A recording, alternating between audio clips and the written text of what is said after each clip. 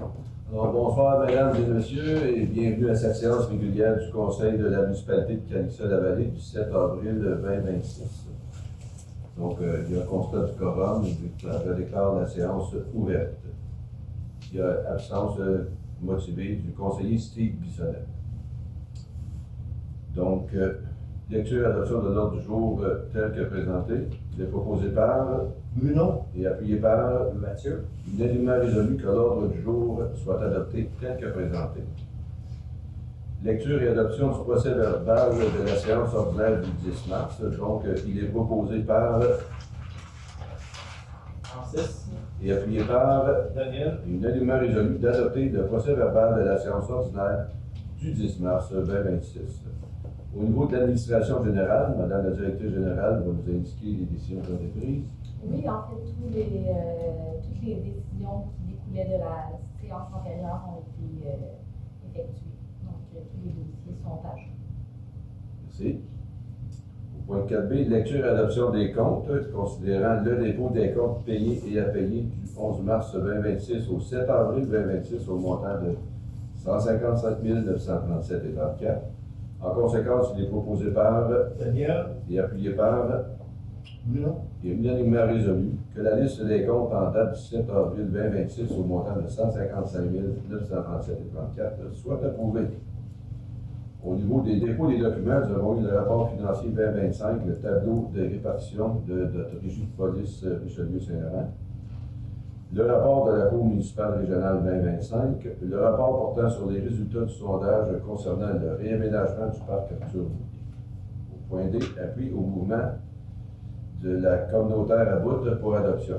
Donc, considérant que les organismes communautaires autonomes du Québec font face à un sous-financement chronique, qui fragilise leurs services à la population et les conditions de travail de leurs intervenants et intervenantes, considérant que les organismes communautaires sont une composante essentielle du filet social en offrant des services de proximité, en créant des liens humains précieux et en contribuant à la justice sociale et au bien-être commun, considérant que les organismes communautaires revendiquent un financement adéquat et récurrent pour leur permettre de continuer de mener leur mission, malgré l'accroissement constant des demandes provenant du milieu, considérant que la grève sociale est un moyen de pression légitime déjà reconnu dans d'autres secteurs, éducation, santé, milieu syndical, et qu'il est nécessaire pour les organismes communautaires de se faire entendre avec la même force, considérant leur importance stratégique pour le milieu, considérant que la mobilisation régionale actuelle vise à revendiquer un réinvestissement public juste et équitable, considérant la reconnaissance et le soutien des municipalités locales constituent un appui moral et politique important à cette lutte collective. Donc, en conséquence, il est proposé par Emmanuel. et appuyé par Francis. unanimement résolu que le conseil municipal exprime publiquement son appui au mouvement de grève communautaire et reconnaît la légitimité de ce moyen de pression tout en saluant les précautions qui ont été prises auprès des clientèles vulnérables pour les protéger durant la grève. Et que la municipalité de Canixa-la-Vallée manifeste sa solidarité avec les organismes communautaires de son territoire et de la région dans leur lutte pour un financement adéquat pour leur permettre d'exercer leur mission stratégique avec les moyens requis et que la présente résolution soit transmise au gouvernement du Québec, aux députés de la région ainsi qu'aux instances régionales concernées afin de témoigner de l'appui de la municipalité de Canixa-la-Vallée au mouvement communautaire. Au point 5, bâtiment et propriété municipale, M. le représentant. Oui, merci. On va avoir prochainement une borne électrique qui va être ici au bâtiment municipal. On s'entend, c'est une borne utilisateur-payeur. Ça va être une borne double, donc il va pouvoir avoir deux véhicules qui vont pouvoir se brancher là, juste ici à la. Merci. Point 5B, au niveau de l'entretien ménager pour un octroi de contrat. Considérant que la municipalité doit assurer l'entretien ménager régulier de ses bâtiments municipaux, considérant qu'il y a lieu de confier ce mandat à une ressource externe, considérant que l'offre de service présentée par M. Daniel Pilon, considérant que cette offre répond aux besoins de la municipalité, donc en conséquence, il est proposé par Mathieu. et appuyé par Emmanuel. unanimement résolu que le conseil municipal accorde à M. Daniel Pilon un contrat pour l'entretien ménager des bâtiments municipaux, que ce mandat débute à compter du 1er mai 2026 et que la direction générale soit autorisée à convenir des modalités finales et à signer tout document requis pour donner effet à la présente résolution. Au point 6, la sécurité civile et prévention des incendies.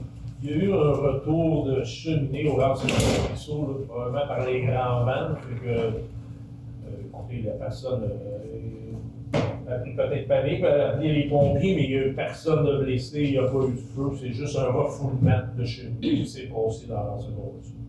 Fait que, Merci. c'est juste ça. Au point 6B, bonification des équipements de désincarcération pour véhicules autres que les véhicules de promenade. Donc, considérant que la municipalité de Caïssa-la-Vallée reconnaît avoir eu et pris connaissance du guide du demandeur concernant le volet coopération et gouvernance municipale de Fonds Région Ruralité sous le volet coopération intermunicipale, considérant que les organismes municipaux de la ville de Varennes, la ville de Contrecoeur, la ville de Saint-Amand, la ville de Sainte-Julie, la municipalité de Verchères et la municipalité de Caïssa-la-Vallée désirent présenter un projet de bonification des équipements de désincarcération pour véhicules autres que les véhicules de promenade dans le but d'optimiser le service à la population, et ce dans le cadre du volet coopération et gouvernance municipale du Fonds Région Ruralité. Donc, en conséquence, il est proposé par Daniel? et appuyé par Mathieu. et unanimement résolu que le conseil municipal de la municipalité de Caïssa-la-Vallée s'engage à participer au projet de bonification des équipements de désincarcération pour véhicules autres que les véhicules de promenade et que la ville de Varennes accepte d'assumer tous les coûts, à savoir l'apport minimal exigé dans le cadre du programme, et que le conseil municipal nomme la ville de Varennes à titre d'organisme responsable du projet et autorise le dépôt du projet dans le cadre du volet coopération et gouvernance de Fonds rural ruralité. Et que le conseil municipal désigne un élu ou un fonctionnaire pour signer tout document nécessaire ou utile ou demandé par l'organisme municipal responsable du projet aux fins de la présente demande de subvention. Au point 7, voirie aquatique, M. le représentant Steve Bissonnette est absent. On n'a pas d'informations à transmettre concernant notre réseau d'aqueduc et de voirie. Au point 8, urbanisme et mise en valeur du territoire, M. Lapierre. On n'a pas eu de réunion le mois dernier. Merci. 8B, projet de mise en commun des services pour assurer la conformité des installations septiques sur le territoire pour l'adoption. Donc, considérant que la municipalité de Caïssa-la-Vallée reconnaît avoir eu et pris connaissance du guide du demandeur concernant le volet coopération et gouvernance municipale du Fonds Région et Ruralité sous volet coopération intermunicipale, considérant que les organismes municipaux de la MRC de Marguerite-Duville désirent présenter un projet de mise en commun des services pour assurer la conformité des installations septiques sur le territoire dans le cadre du volet coopération et gouvernance municipale du Fonds Région Ruralité, considérant qu'en vertu du règlement sur l'évaluation et le traitement des eaux usées des résidences isolées, il incombe à la municipalité d'en assurer l'application sur son territoire, notamment par la délivrance des permis, l'inspection des installations septiques et l'application des infractions, considérant que l'article 569.0.1 du Code municipal du Québec permet à plusieurs municipalités locales de conclure une entente par laquelle elles délèguent à leur MRC l'exercice de tout ou partie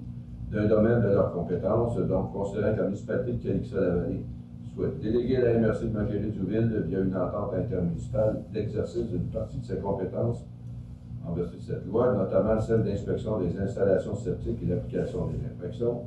Donc, en conséquence, il est proposé par Bruno? et appuyé par Francis? unanimement résolu que le conseil municipal s'engage à participer au projet de mise en commun des services pour assurer la conformité des installations septiques sur le territoire. Que le conseil accepte d'assumer une partie des coûts via les codes-parts à la MRC, à savoir l'apport minimal exigé dans le cadre du programme. Et que le conseil nomme la MRC de Marguerite-Duville organisme responsable du projet. Il autorise le dépôt du projet dans le cadre du volet coopération de gouvernance municipale de Fonds Région Ruralité, sous le volet encore de coopération intermunicipale, et que le conseil désigne la directrice générale pour signer tout document nécessaire ou utile ou demandé par l'organisme municipal responsable du projet aux fins de la présente demande de subvention. Au niveau de l'environnement, M. Francis. Merci. Pour ma part, je veux juste vous rappeler que pour les gros rebuts ou les volumineux, il faut s'inscrire sur l'application Trifacile, sinon ils vont passer tout droit et ils ne prendront pas. Donc, juste aller utiliser l'application et vous rappeler de vous inscrire. C'est tout. Merci. Culture et patrimoine, Emmanuel. Pas grand-chose à signaler.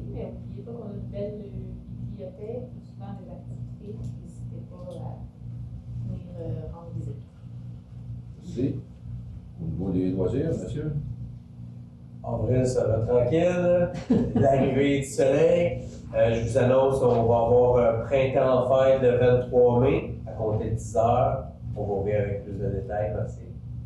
Merci. Au point 12, il n'y a pas d'autres dossiers. Point 13, on n'a reçu aucune correspondance et nous arrivons au point 14, soit la période de questions de votre mesdames et messieurs.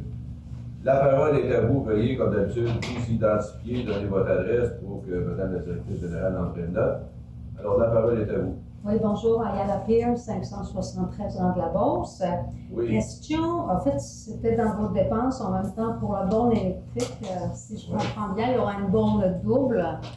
Et puis ça coûte 6 600 $, c'est ça? C'est le coût de l'installation de la borne? OK. Question. Il y a une subvention reliée à ça. Oui. Ah, OK, non, mais je parle dans la dépense, il y avait 6 600, fait que je me demandais si c'était la même borne, je présume.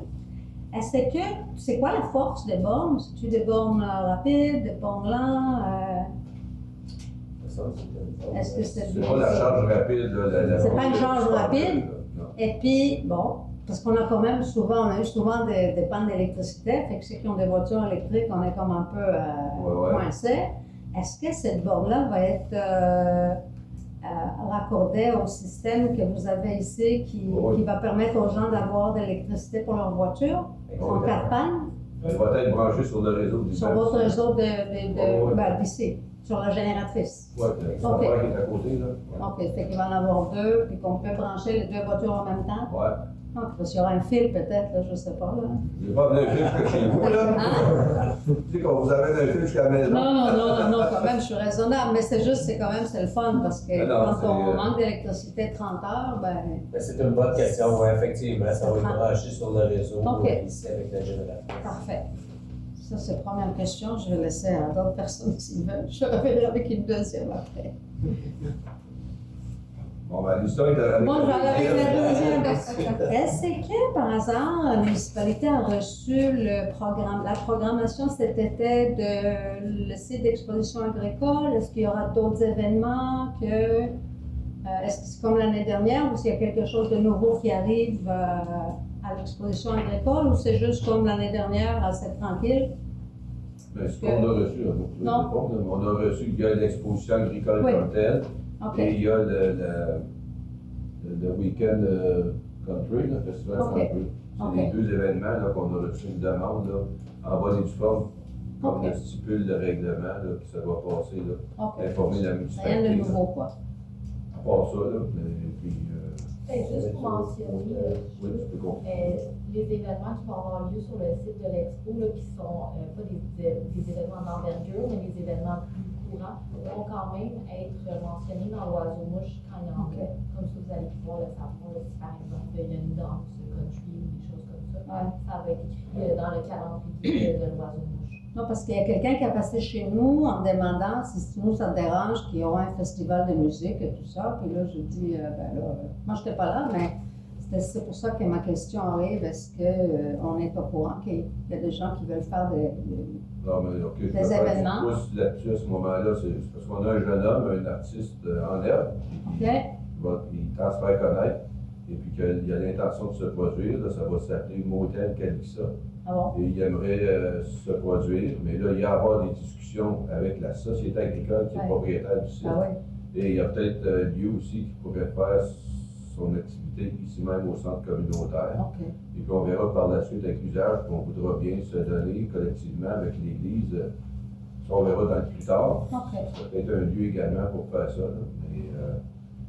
Mais il n'y a pas eu de c'est pas, le site d'expo ne nous appartient pas, donc il est orienté par le directeur général. Si vous avez une demande à faire, adressez-vous à eux autres pour s'assurer.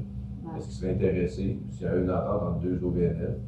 Mais là, pour le moment, c'est pas à nous de le dire non plus. Pardon? C'est pas à nous de décider non plus, parce qu'on habite sur la rue, de décider ça aussi. Non, mais je pense que dans sa démarche, c'était juste de voir, ça va-tu vous déranger? Une question de bon voisinage. On peut faire ça comme ça. OK, je pensais que c'était peut-être avec la municipalité. Non. J'ai fini. Déjà? Non, mais je peux aller dans votre sujet si vous voulez. D'autres questions, là? Oui, le sondage pour le parc, est-ce que le projet avance? Est-ce qu'il y a un développement dans le projet du parc pour les enfants? Oui. Oui, effectivement. Je ne sais pas si vous avez vu le rapport, il a été publié sur le site internet de la municipalité. Donc, on a eu quand même 57 répondants, ce qui est assez bon, là, somme toute. Effectivement, le projet va suivre son cours. On doit maintenant partir en appel d'offres. Ça va être un appel d'offres public sur SEAO. Donc, on est en rédaction de l'appel d'offres, donc les documents techniques et tous les documents afférents. Donc, ça devrait être publié là, au courant des prochaines semaines. Puis, on va espérer pouvoir ouvrir les enveloppes là, vers le début juin. Ça ira pour l'année prochaine. On peut commencer quand même cette année, mais c'est sûr qu'il ne sera pas terminé cette année. Mais le projet va quand même se débuter là, cette année. OK. Puis l'autre parc, Calix, où on a fait est-ce que ça avance? Ouais. Oui, ça avance. Dans le fond, c'est sûr qu'on a revu un peu le concept avec les commentaires qu'on avait reçus des citoyens. Donc là, maintenant, c'est sûr qu'on a pris un peu de retard. Donc là, les commandes, ça prend un petit peu plus de temps. Mais oui, ça va suivre son cours au fil du printemps, été, automne. Voilà. C'est parfait. Voilà. Bon, comme il n'y a plus de questions, et la période de l'Assemblée nationale tire à sa fin, donc il est proposé par Daniel et appuyé par Francis. unanimement résolu que la présente session soit levée à 19h18.